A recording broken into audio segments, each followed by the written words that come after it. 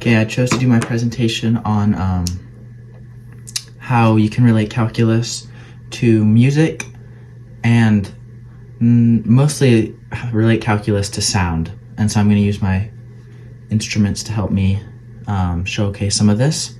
So first thing we have to talk about in sound is that it's a wave, obviously. So here's a sinusoidal function that can represent it.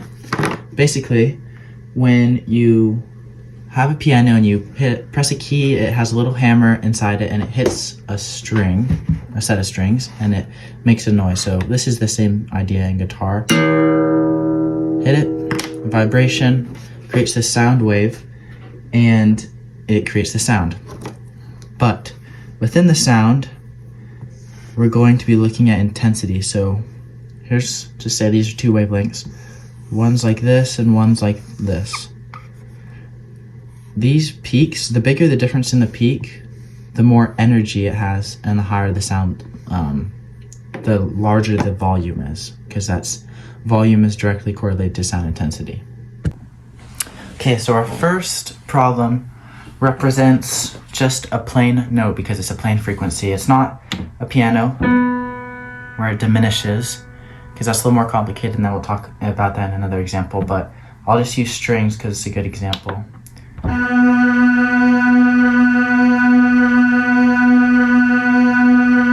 Just straight, this is a B and it's just a straight flat B. Okay, so here we have the equation that represents the sound intensity.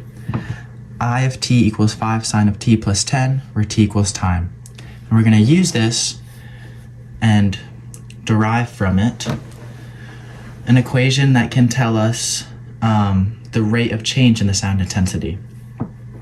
So first we're going to take the derivative, so t equals is multiplied so it stays out. This 10 is going to go away. Now we have the sine, which is going to go to cosine of t. And if you wanted to do the chain rule, this t, you do the derivative of the t, which is just 1, which doesn't really matter. So now we have the equation that will show us at any point on the graph what the change in the sound intensity is. Because even though the note sounds solid to us, the volume is still changing a little bit within the parameters of the oscillation. So we can use this equation to look at any point and find the rate of change of the volume. And here on Desmos, I have the two equations graphed out. The red one is the equation of the original equation, the position equation. And the blue one is the one that can show us the rate of change in volume. Okay, so now we're going to be using this to find the rate of change of volume at time of pi. And this is kind of a weird time, but it will make it work nicely in the formula. So if we evaluate, because we have the derivative, 5 times cosine of pi, if we go in the unit circle, you know, this is just 0, but cosine, so -1. 5 times -1. And the instantaneous slope, or rate of change, right, at pi is going to be, -5. And if we look at our graph on Desmos, it should, right at this point of pi, the slope should be around, well, it should be -5. So let's check. I drew a little line so you could tell. If we check here, the blue one is the derivative. Pi, good, -5. We go up at x equals pi on the original one, the red one. We can tell, here it is, and I graphed this black line of just a slope of 5 at this point. So it checks up, good. We can find the instantaneous slope at any time with this equation and derivative.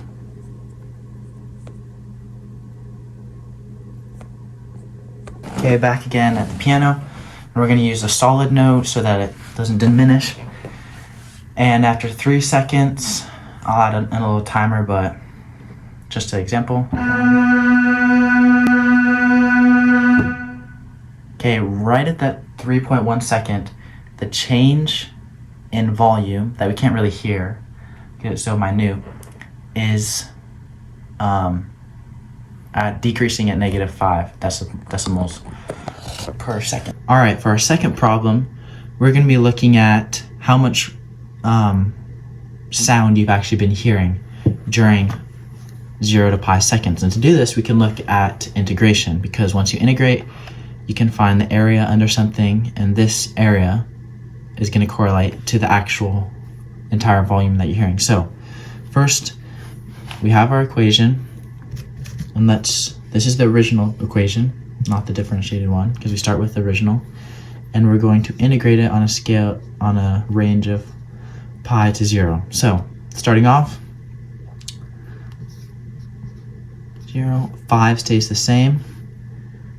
Sine, if you wanted to undo that, it'd be negative cosine of t plus 10, so you're going to raise it a power. And because we're doing definite, we're not going to worry about the c, because once you subtract this from this, the c is going to go away anyways. It's going to go away anyways. So take I of pi minus I of 0. So let's look at this first one. Positive pi times negative cosine of pi plus 10 times pi. So if you think about it, cosine of pi is going to be all the way here, which would be -1. So 5 times negative 1 is just going to be 5 plus 10 pi. So here's what your first term is. Now you're going to minus input if you use 0 instead. So 5 times negative cosine of pi plus 10 times 0. This goes away, and now we're just doing the opposite. So cosine of 0 is 1, so this can be -5. Here's what we have right now. Our final answer for the volume is, the total volume, not like the volume, but the total volume you've been hearing is 10 plus 10 pi. And on the calculator, this is equal to about 41.5. 41.5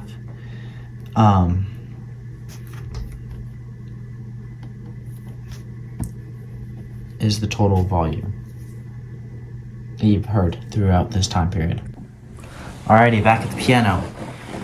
I'll add the timer again, just a little example. I'll use a different note, E, I guess. And 1, 2, 3.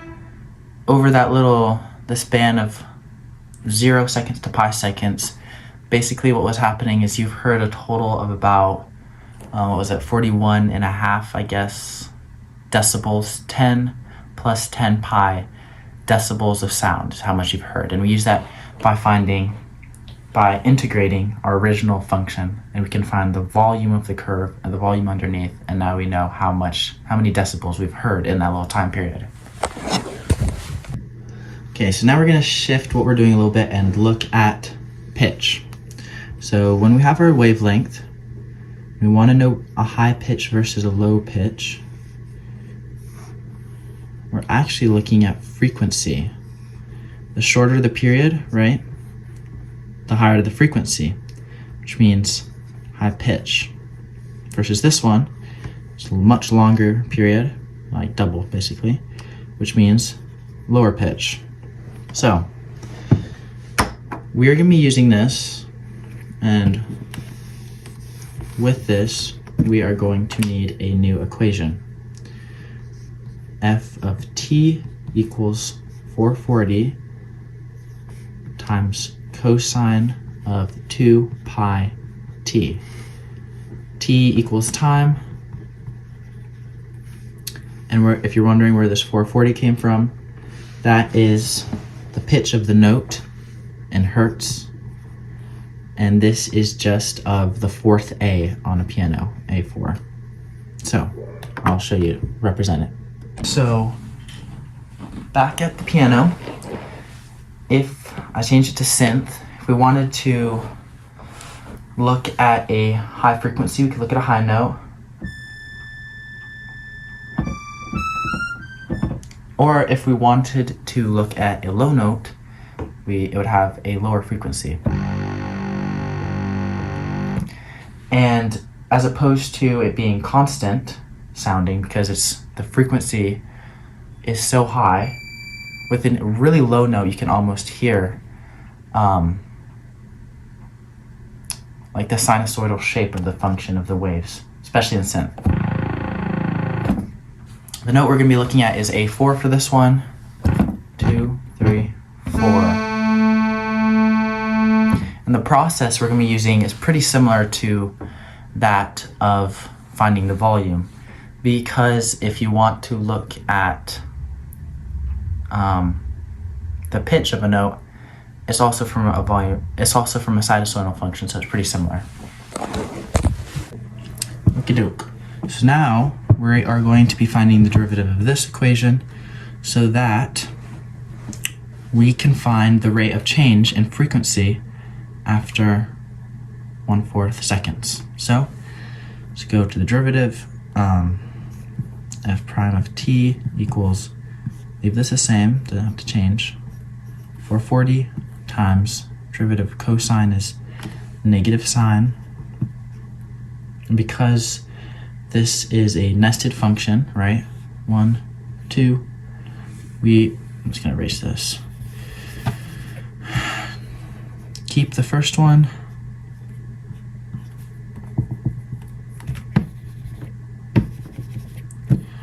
Keep the first one, times it by the derivative of the inner, which is just going to be, this is a constant, so it's just going to be t goes away, 2 pi.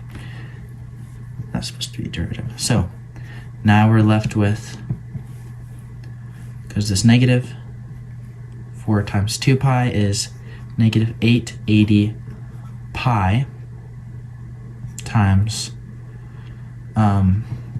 sine of 2 pi t. Okay, so now if we evaluate this, negative 880 pi, this is just a constant, times sine of t was 1/4, so 1/4 of 2 is 0.5 pi. In the end, we plug this all in, we are going to get, and I just put it into a decimal so it's a little easier to put onto the graph, negative 2764.601,535. This is what I got in the end. And I just put it in, didn't put it in terms of pi because it doesn't really need to be exact for our purposes. So this right here is our slope. It's our rate of change in our frequency. What does this tell us? Well, let's look at the graph. Oopsie. I wanted to double check. If we look at our graph, zoom in, well, I guess we'll zoom out first. This shows us that our frequency, 440 hertz, is very fast frequency. So here's our original equation. It's a little hard to see, but this line right here is 1/4, and I also graphed if there's just the slope of negative 2076 right on top of it. So there we were successful in finding the rate of change. This is an extremely high frequency, and that's what we can tell. Because the rate of change is such a large extreme, we know that the oscillation is really fast. The frequency is extremely short, so the pitch is going to be higher than, say, if you had instant rate of change of 1,000, the pitch is gonna be lower. So, because the frequency is less often. Okay, say for our next problem, you didn't want to know just how much the frequency was changing in a point. You wanted to know the rate of change of the rate of change. And that's where the second derivatives come in. So first derivatives tell us sort of like velocity. And second derivatives can tell us acceleration. So this kind of equates to slope, and this kind of equates to, doesn't really make sense, but the slope of the slope. So looking back at looking back at our first derivative, we have, I'm just gonna write it out now, of we're gonna be taking the second derivative of negative 880 pi sine 2 pi x. So very similar process. This stays the same. Oops. Right, constant. Now we're gonna do from sine is gonna go to cosine. Chain rule, keep this. So 2 nested. It's a nested operation. So we do the first one, keep the same, times just the derivative of this. X is going to go to 0. Oh, when I mean x, it equals t, but I messed up. Anyways, 2 pi, there you go. Multiply this out again. Now we're at negative 1,760, right? Pi squared, because there's 2, it's not just 2 pi, times cosine of 2 pi x. So this is pretty similar to the first one. If we wanted, let's say we wanted to find the frequency of the rate of change after 1 second, t equals 1. We're just gonna plug it in right here. I plug it in on my calculator, negative 1760 times pi squared times cosine of 2 pi. We're gonna get, again, I'm not using the exact values because it's not necessary. 17370.50375. Boom.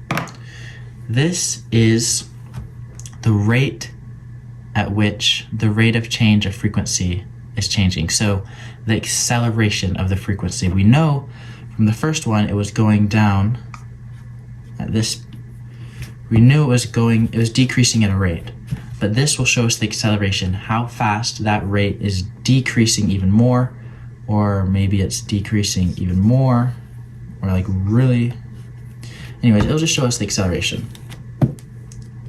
Okie doke, so I got it up on Desmos. Here is our original equation that just shows us the frequency. Remember, this is 440, so it's at A4, fourth A. This showed us the rate of change of the frequency. Now this, I'm gonna get rid of this for 1 second, is going to show us the rate of change of the rate of change.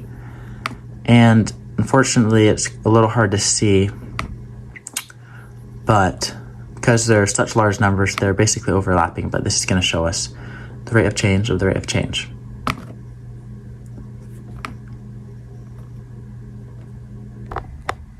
Okay, now we're on to the fifth problem, which I think is the coolest one because it's the most realistic. Because notes are always held notes are always held perfectly, right?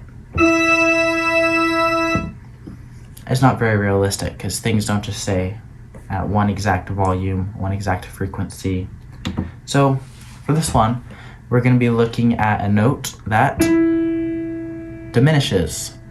And what that means is we're going to take the original frequency problem and we're going to layer on an exponential decay. So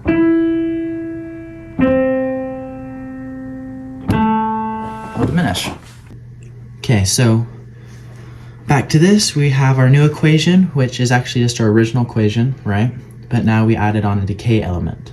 So we're going to use the product rule to find the derivative of this. And this process, again, is just like the first time, finding, so we can find the rate of change, but instead we're using this new, more complicated function, the rate of change of frequency. So derivative times leave it alone plus leave it alone times derivative.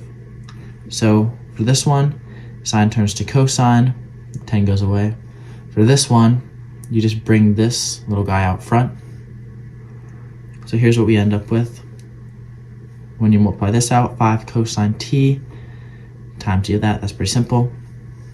Distribute the 0.2 to the 5 and the 10. Here I have it here. 0.2 times 5 is just going to be 1, so minus this. 0.2 times 10 is going to be obviously negative 2.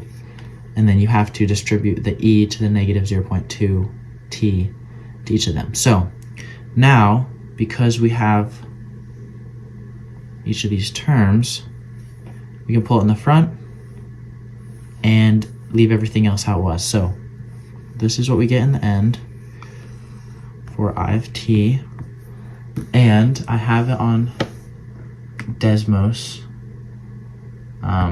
so we can see. All right, I got the graph pulled up. Here was the original function, right? Just if it was a stagnant, never-ending note, but we're gonna get rid of that and use the new modified one, which is pretty interesting. Right when you play the note, right, the sound actually goes up a little. But anyways, so here is our derivative graph, and this can show us the rate of change at any point. So I have a couple examples, one at 6. If we look here, can't get it perfect. Well, anyway, 6 is about 1. So I put that up on here and try to get as close as I can to 6 on the original equation, just so you can see what it intersects. And yep, if you look at the slope, it intersects almost, I couldn't get it perfect, but intercepts almost perfectly through 6. And if you want to do the same for another point, I also chose 10, just because it's random. 10 is this, negative 7.6. Made another one with that as a slope, try to get as close as I can. Turn it on. Also doesn't intercept perfectly, but if you zoom in super close, but that's definitely the slope at 10. So, yep, we can use a derivative to find change in frequency. And this is just an example on a little bit more complicated. Obviously this graph is a little bit more complicated than this one. So, pretty cool though.